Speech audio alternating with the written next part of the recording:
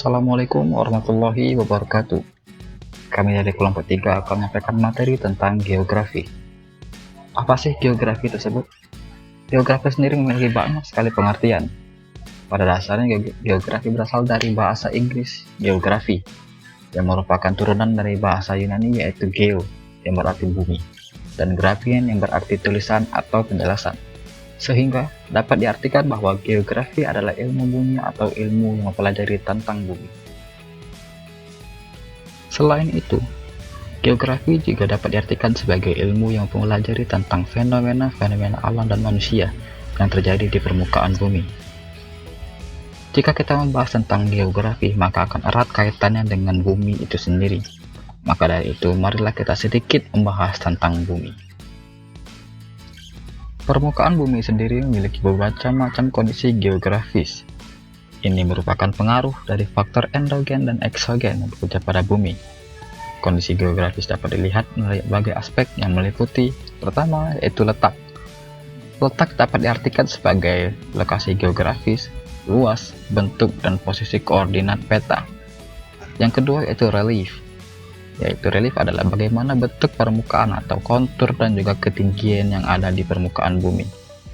Yang ketiga yaitu cuaca dan iklim. Cuaca dalam waktu tertentu di sebuah wilayah. Iklim terkait bagaimana rata-rata terjadi dalam waktu tertentu. Untuk materi selanjutnya akan disampaikan oleh teman saya. Pengertian geografi menurut para ahli. 1. Eratosthenes. Eratosthenes merupakan ahli yang pertama kali mengemukakan pendapat mengenai pengetahuan geografi. Eratosthenes menyebutkan geografi dengan istilah geografika yang memiliki arti tulisan atau lukisan pada bentuk permukaan bumi. Menurut Eratosthenes, geografi adalah tulisan tentang bumi, tidak hanya yang terkait tentang fisik alamiah bumi, melainkan juga meliputi segala gejala dan prosesnya, baik gejala dan proses alami maupun kehidupan. 2. Immanuel Kant. Immanuel Kant merupakan seorang ahli filsafat yang kemudian tertarik mempelajari geografi. Kant menganggap bahwa ilmu geografi sangat berdekatan dengan ilmu filsafat. Menurut Kant, ilmu geografi adalah ilmu yang menempatkan benda, hal, dan gejala yang berada pada permukaan bumi sebagai objek studinya. 3. Seminar dan lokal karya Ikatan Ahli Geografi Indonesia pada tahun 1988 di Semarang. Seminar dan lokal karya atau SEMLOK di tahun 1988 itu menghasilkan kesepakatan bahwa pengertian geografi adalah ilmu yang mempelajari persamaan dan perbedaan fenomena geosfer dengan sudut pandang kewilayahan atau kelingkungan dalam konteks keruangan. Baik, saya Fen Fitri akan melanjutkan materi saya tentang sejarah geografi. Perkembangan ilmu geografi diawali dari pengenalan manusia terhadap alam lingkungannya, baik yang mendukung maupun yang menghalangi kehidupannya. Pengenalan itu tidak hanya terbatas pada wilayahnya sendiri, tetapi sampai ke wilayah lain. Hal itu mendorong oleh upaya pemenuhan kebutuhan yang tidak terdapat di wilayahnya. Sejarah geografi terbagi menjadi beberapa fase, diantaranya sejarah geografi klasik. Pada masa ini, pengetahuan seputar bumi masih dipengaruhi oleh mitologi dan cerita rakyat. Bangsa Romawi banyak menjelajahi negeri sehingga banyak memberi sumbangsi dalam bidang pemetaan.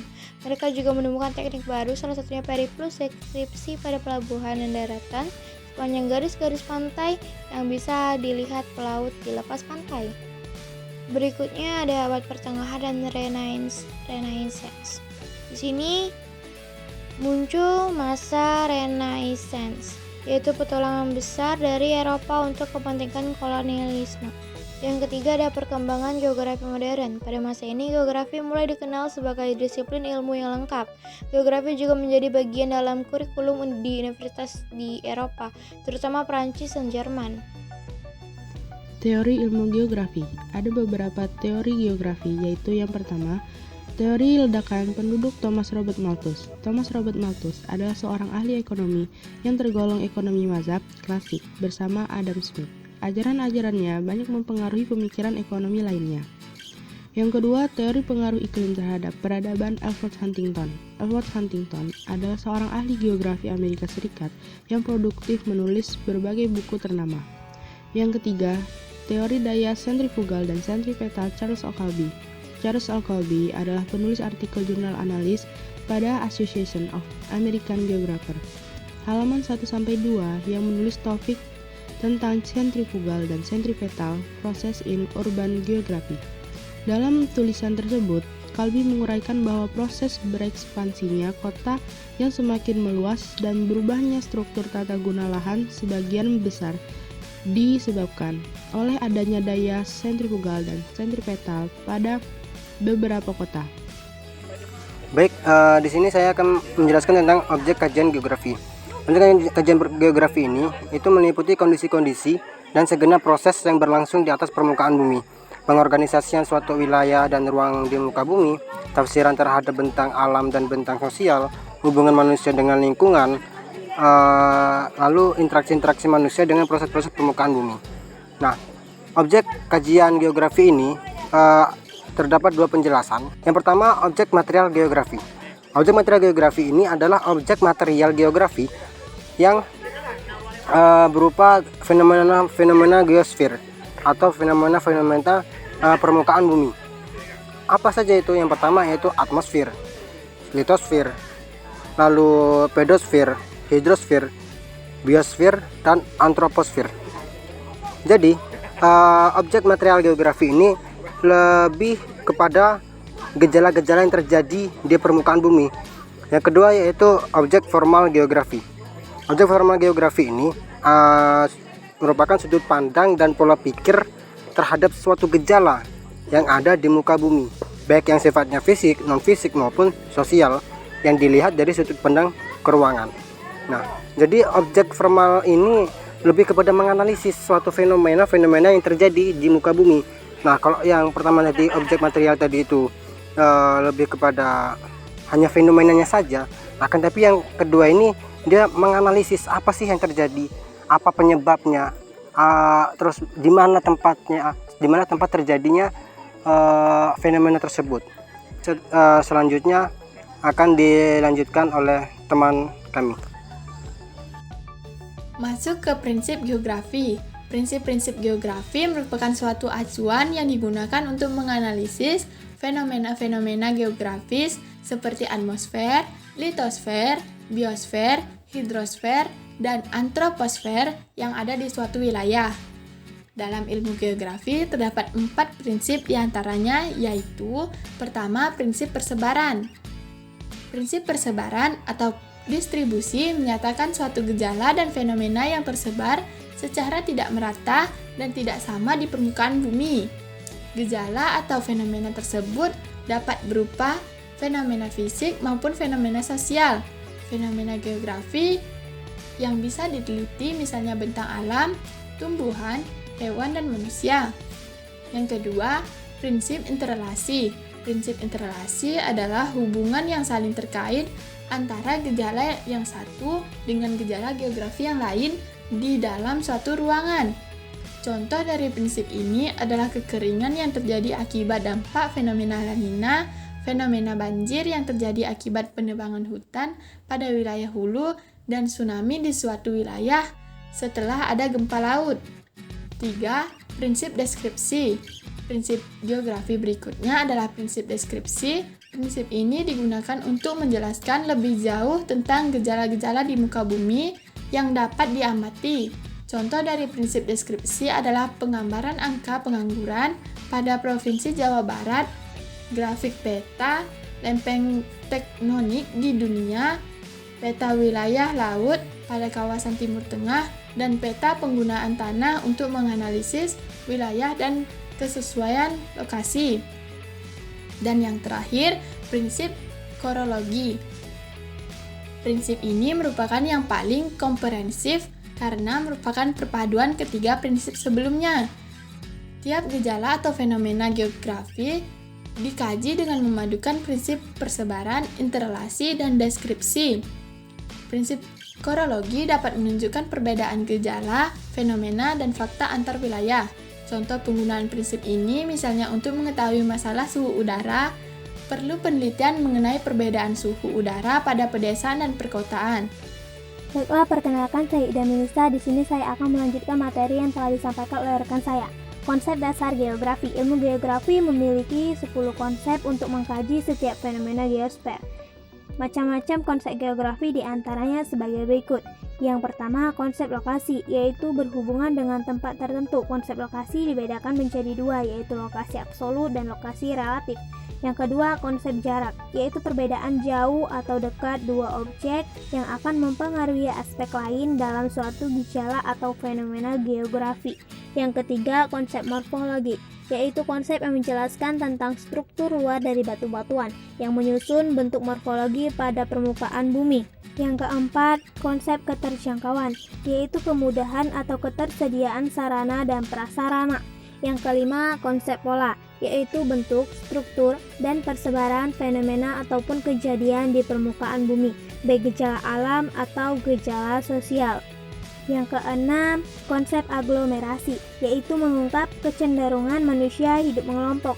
Yang ketujuh, konsep nilai kegunaan, yaitu nilai suatu tempat mempunyai nilai guna yang berbeda dari fungsinya. Yang kedelapan, konsep interaksi dan interpendensi, yaitu hubungan dan ketergantungan antar dua tempat atau objek geografi.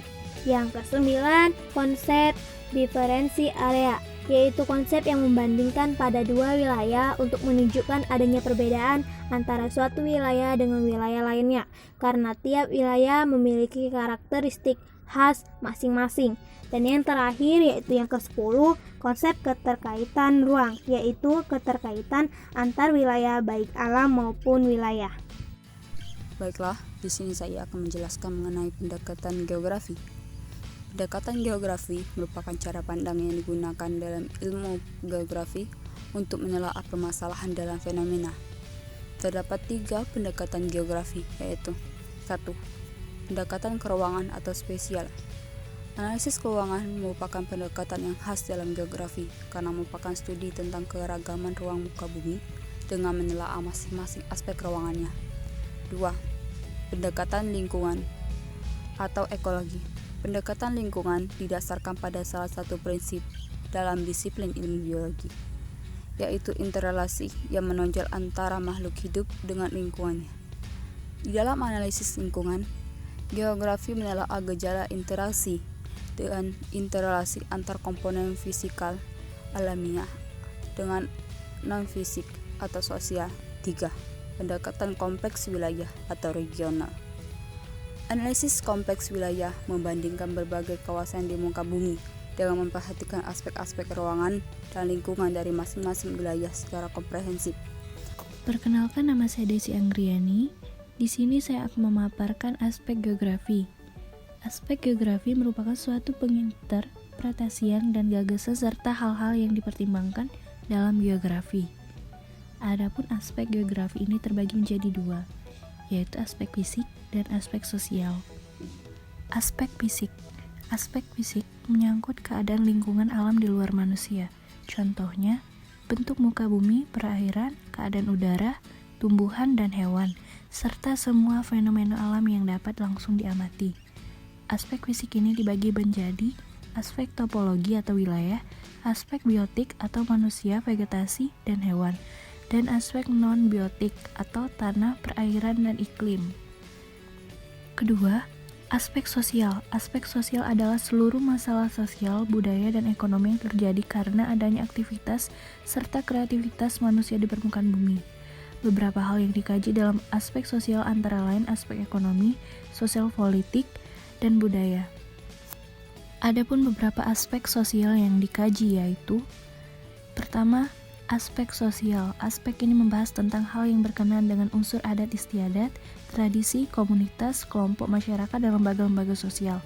Kedua, aspek ekonomi. Aspek ini membahas tentang hal yang berkenaan dengan unsur pertanian, pertambangan, perkebunan, perikanan, dan perdagangan, industri, transportasi, dan pasar. Ketiga, aspek budaya. Aspek ini membahas tentang hal-hal yang berkenaan dengan unsur agama, pendidikan, kesenian, dan bahasa. Keempat, aspek politik. Aspek ini membahas mengenai hal-hal yang berkenaan dengan unsur kepemerintahan terjadi dalam kehidupan di masyarakat. Baiklah, mungkin itu saja yang dapat kelompok kami sampaikan.